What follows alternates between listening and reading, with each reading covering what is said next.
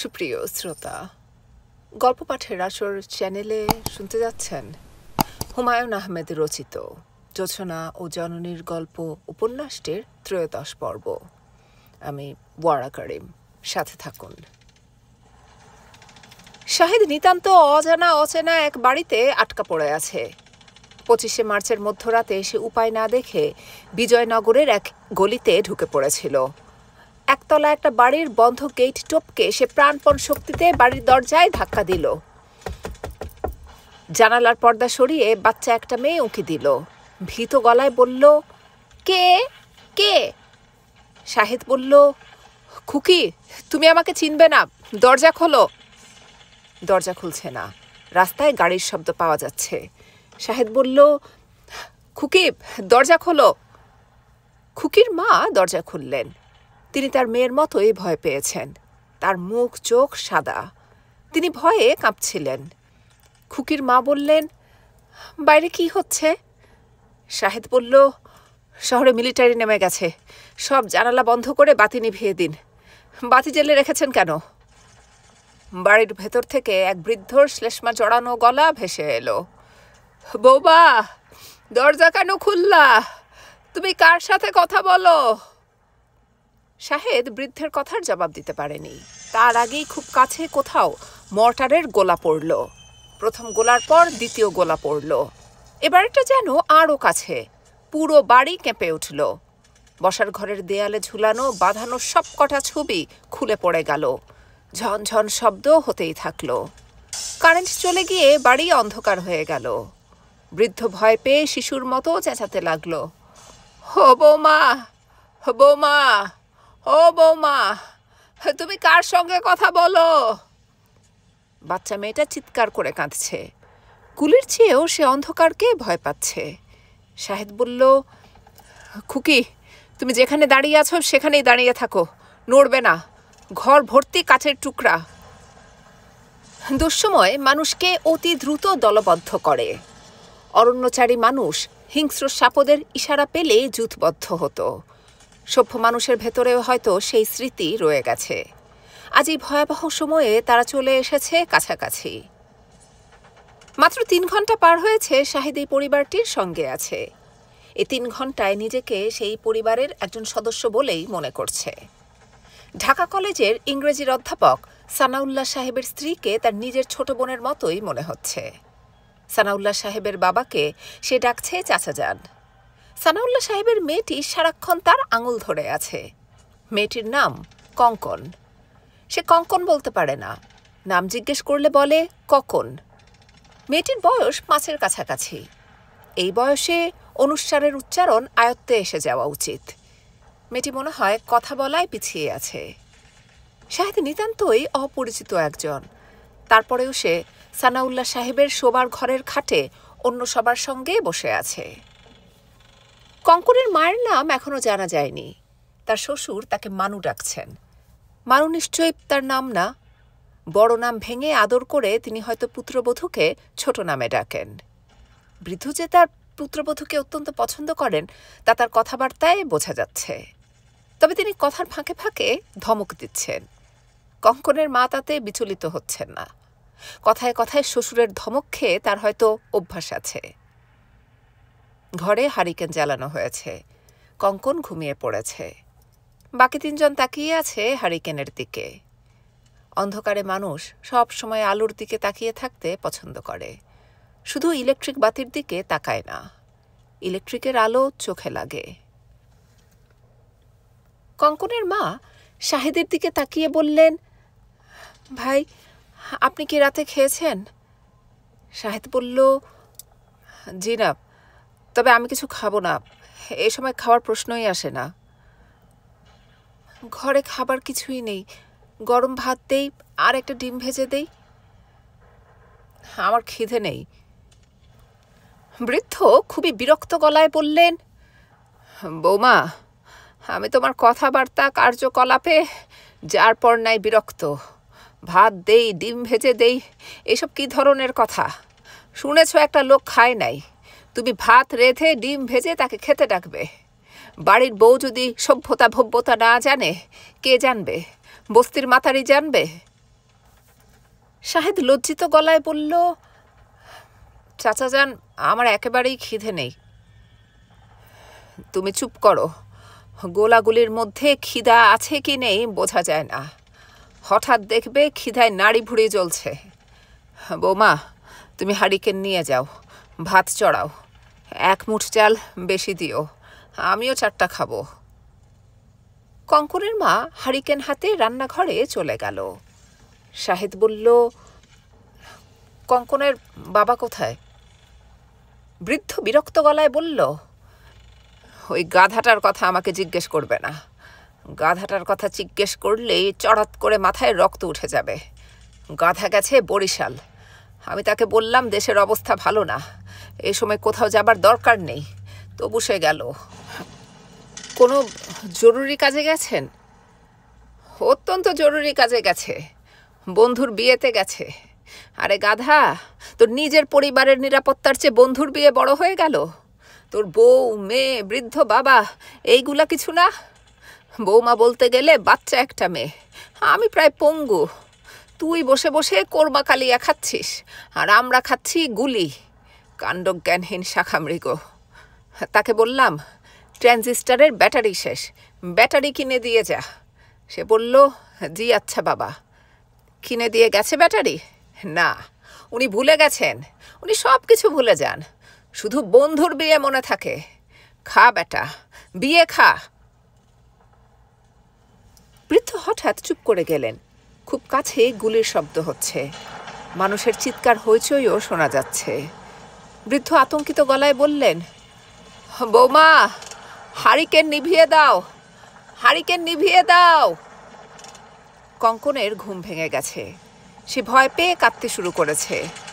বৃদ্ধ বলল, শাহেদ, মেয়েটার কান্না থামাও, কান্নার শব্দ শুনে মিলিটারি এদিকে চলে আসতে পারে, ওর মুখটা চেপে ধরো। রাত বাজছে 3:25। কিছুক্ষণের জন্যে গোলাগুলি বন্ধ ছিল, আবারও শুরু হয়েছে, প্রবলভাবেই শুরু হয়েছে। মরিয়মের ঘরের দরজা জানালা বন্ধ, টেবিলে মোমবাতি জ্বলছে। মোমবাতির আলোয় খেতে বসেছে নাইমুল। সে খুব আগ্রহ করে খাচ্ছে, তার চেয়ে অনেক আগ্রহ করে তার খাওয়া দেখছে মরিয়ম। তার শুধু একটাই কষ্ট, নাইমুল খেতে বসে কাঁচামরিচ চেয়েছিল, মরিয়ম কাঁচামরিচ দিতে পারেনি, ঘরে ছিল না। সে ঠিক করে রেখেছে এরপর থেকে সে নিজের দায়িত্বে কাঁচামরিচ কিনে রাখবে। নাইমুল খেতে বসে কাঁচামরিচ চায়। মরিয়ম বলল, খেতে ভালো হয়েছে? নাইমুল জবাব দিল না, হ্যাঁ সূচক মাথা নাড়ল। এই মাথা নাড়া দেখতে মরিয়মের ভালো লাগে। সবাই মাথা নাড়ে 2 বার, মরিয়মের সম্পূর্ণ নিজের এই মানুষটা 3 বার নাড়ে। মরিয়ম ঠিক করেছে এখন থেকে সে নিজেও মাথা নাড়লে 3 বার নাড়বে। তার সব কিছুই হবে তার নিজের মানুষটার মতো। নাইমুল হঠাৎ খাওয়া বন্ধ করে স্ত্রীর দিকে তাকিয়ে বলল, মরি, বলো তো ঢাকায় সবচেয়ে ভালো মোরগ পোলাও কোথায় পাওয়া যায়? মরিয়ম বলল, জানি না। নাইমুল বলল, পুরনো ঢাকার শাইনি পালোয়ানের মোরগ পোলাও, তোমাকে একদিন খাওয়াবো। মরিয়ম আদুরে গলায় বলল, কবে? নাইমুল স্ত্রীর দিকে তাকিয়ে হাসল। সেই হাসি এত সুন্দর, হাসার সময় তার নিজের মানুষটার ঠোঁট কি সুন্দর বাঁকে, তখন ইচ্ছা করে ঠোঁটে হাত দিয়ে ছুঁয়ে দেখতে। এই কাজটা মরিয়ম কোনোদিন করেনি, তবে কোনো একদিন করবে। যদি সে দেখে এতে নাইমুল রাগ করছে না, তাহলে সে সব সময় করবে। নাইমুল হাসলেই সে ঠোঁট ছুঁয়ে দেবে। বাইরে গুলির শব্দ হচ্ছে। মরিয়মদের বাড়ি বড় রাস্তার পাশে, রাস্তায় ঘর ঘর শব্দে ট্যাঙ্ক চলছে, আর তারা কি সুন্দর টুকটাক গল্প করছে, হাসছে, যেন এই পৃথিবীতে তারা 2 জন এবং 2 জনের সামনে জ্বলন্ত মোমবাতি ছাড়া আর কিছুই নেই। মরি, মোরগ পোলাওটা যে খাচ্ছি এটা কে রেঁধেছে? মা। খুব ভালো হয়েছে, তুমি মোরগ পোলাও রাঁধা শিখে নিও। আমি কালই শিখব। নাইমুলের খাওয়া শেষ হয়েছে, সে প্লেটের উপর হাত ধুচ্ছে। মরিয়মের ইচ্ছা করছে হাত ধুয়ে দিতে। তার লজ্জা এখনো কাটেনি বলে যা যা করতে ইচ্ছা করে তার কোনোটাই করতে পারছে না। লজ্জাটা কাটা উচিত। মরি, তোমাদের এখানে একটা পাগলা কোকিল আছে, দিনে রাতে সব সময় ডাকে, এখনো ডাকছে। মনে হয় ভয় পেয়ে ডাকছে, বাইরে গুলি হচ্ছে তো। ভয় পেয়ে ডাকলে তো কাকদেরও ডাকার কথা। কোনো কাক কিন্তু ডাকছে না। তাই তো। পাখিদের মধ্যে সবচেয়ে সুন্দর করে কোন পাখি ডাকে বলো তো? জানি না। কোন পাখি? চোখ গেল পাখি। তুমি চোখ গেল পাখির ডাক শুনেছ? শুনেছি। চোখ গেল পাখির হিন্দি নাম কি বলো তো? জানি না। পিউ কাহা। পিউ কাহা তো শুনেছি, এটা যে চোখ গেল পাখি তা জানতাম না। ইংরেজিতে এই পাখিকে কি বলে জানো? না। ইংরেজিতে বলে ব্রেইন ফিভার। এত কুৎসিত নাম। কুৎসিত তো বটেই। মরি, তোমার গরম লাগছে না? লাগছে। একটা কাজ করলে কিন্তু গরমটা কম লাগবে। কি কাজ? শাড়ি খুলে ফেলো। মরিয়ম লজ্জায় বেগুনি হয়ে গেল এবং নাইমুল তখন বলল, আমার সামনে লজ্জা কিসের? মরিয়ম অন্যদিকে তাকিয়ে বলল, আগে মোমবাতি নেভাও। নাইমুল বলল, তা হবে না, মোমবাতি জ্বালানো থাকবে। এক এক আলোয় মানুষের শরীর এক এক রকম দেখায়। ইলেকট্রিকের আলোয় একরকম, মোমবাতির আলোয় আরেক রকম, আর মশালের আলোয় সম্পূর্ণ অন্য রকম। আমি দেখতে চাচ্ছি মোমবাতির আলোয় মরিয়মকে কেমন দেখায়। আমি পারবো না, আগে মোমবাতি নেভাও। নাইমুল মোমবাতি নেভালো না। মরিয়মের শরীর ঝনঝন করছে, শরীরের প্রতিটি কোষে সাড়া পড়ে গেছে। তারা জেনে গেছে কিছুক্ষণের মধ্যেই ভয়ঙ্কর আনন্দের ঘটনা ঘটবে। মরিয়ম কাঁদো কাঁদো গলায় বলল, বাতি নেভাও, তোমার দোহাই লাগে। নাইমুল বলল, না, বলেই হাসল। মরিয়মের মনে হলো বাতি না নিভিয়ে ভালোই হয়েছে। বাতি নিভিয়ে ফেললে এত সুন্দর হাসি দেখা যেত না। মরিয়ম হাত বাড়িয়ে নাইমুলের ঠোঁট স্পর্শ করল। 26শে মার্চ ভোর 8টায় আগু পিছু জিপ ও ট্রাকে মোতায়েন সশস্ত্র প্রহরায় একটি 1961 মডেলের শেভরোলে গাড়ি হোটেল ইন্টারকন্টিনেন্টালের সামনে এসে থামে।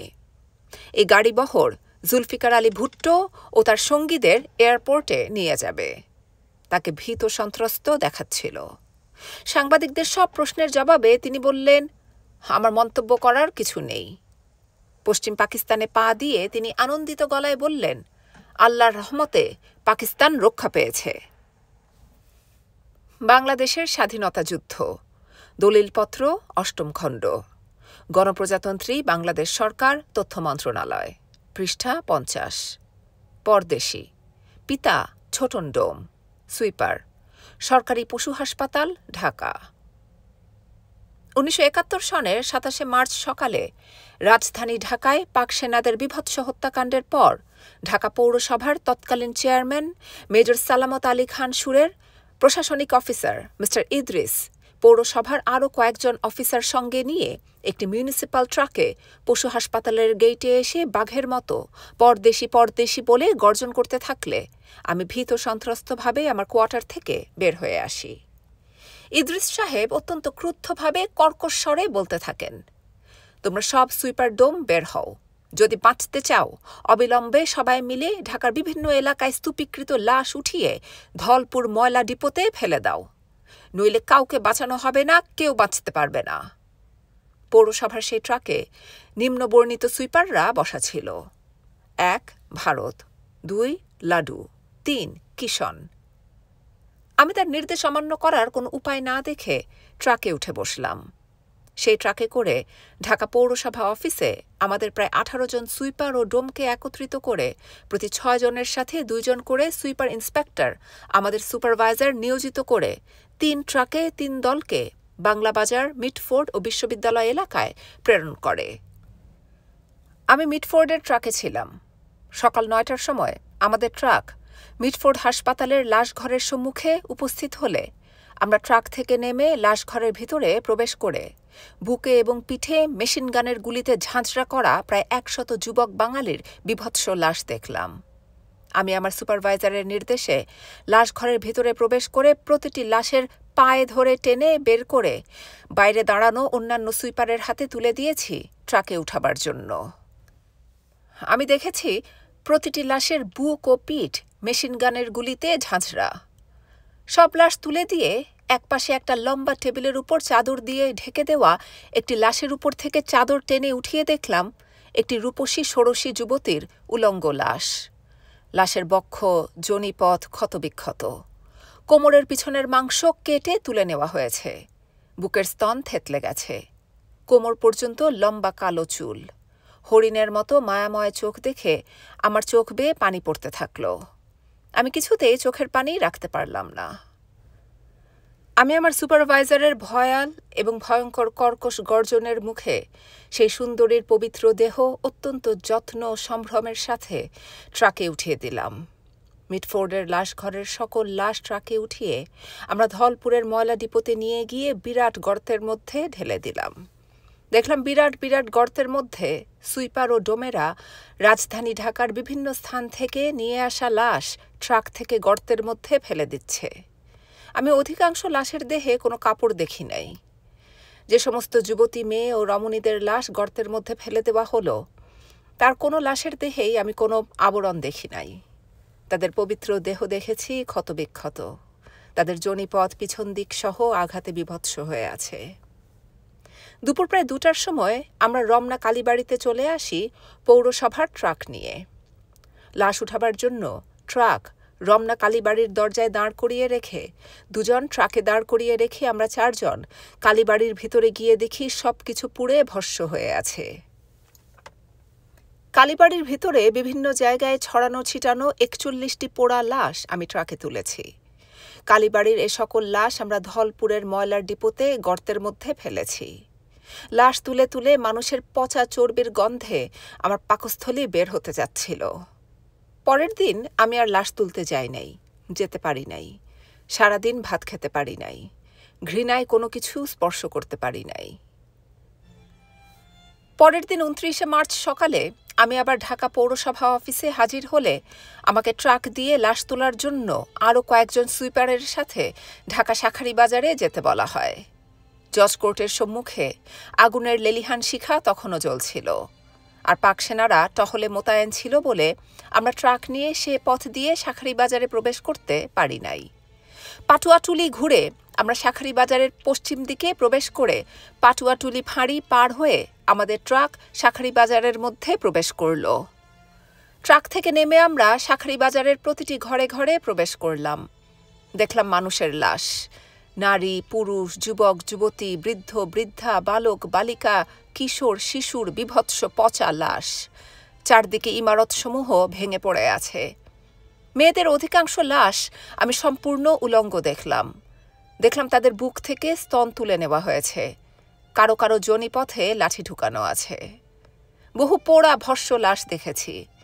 পাঞ্জাবি সেনারা পাষণ্ডের মতো লাফাতে লাফাতে গুলিবর্ষণ করছিল। বিহারি জনতা শাঁখারীবাজারের প্রতিটি ঘরে প্রবেশ করে মূল্যবান আসবাবপত্র, সোনা দানা লুণ্ঠন করে নিয়ে যাচ্ছিল। আমরা অবিরাম গুলিবর্ষণের মুখে প্রাণের ভয়ে ২ ট্রাক লাশ তুলে লাশ তোলার জন্য সেদিন আর শাঁখারীবাজারে প্রবেশ করার সাহস পাই নাই। ৩০শে মার্চ সকালে আমার দলকে মিল ব্যারাক থেকে লাশ তুলতে বলা হয়। আমি মিল ব্যারাক ঘাটে পৌরসভার ট্রাক নিয়ে গিয়ে দেখলাম নদীর ঘাটে অসংখ্য মানুষের লাশ ছড়িয়ে ছিটিয়ে আছে। বহু লাশ রশি দিয়ে বাঁধা দেখলাম। প্রতিটি রশির বন্ধন খুলে প্রতি দলে ১০ জন ১৫ জনের লাশ বের করলাম। সব যুবক ছেলে ও স্বাস্থ্যবান বালকদের লাশ দেখলাম। প্রতিটি লাশের চোখ বাঁধা, হাত বাঁধা, শক্ত করে পিছন দিক থেকে। প্রতিটি লাশের মুখমণ্ডল কালো দেখলাম, অ্যাসিডে জ্বলে বিকৃত ও বিকট হয়ে আছে। লাশের সামনে গিয়ে ঔষধের অসহ্য গন্ধ পেলাম। লাশের কোনো দলকে দেখলাম মেশিন গানের গুলিতে বুক ও পিঠ ঝাঁঝরা হয়ে আছে। অনেক লাশ দেখলাম ব্যাটন এবং বেয়োনেটের আঘাতে বিভৎস হয়ে আছে। কারো মাথা চূর্ণ বিচূর্ণ হয়ে মগজ বের হয়ে আছে, কারো কাটা হৃৎপিণ্ড বের হয়ে আছে। নদীর পাড়ে 6 জন রূপসী যুবতীর বিভৎস ক্ষত বিক্ষত উলঙ্গ লাশ দেখলাম। চোখ বাঁধা, হাত পা শক্ত করে বাঁধা, প্রতিটি লাশ গুলির আঘাতে ঝাঁঝরা।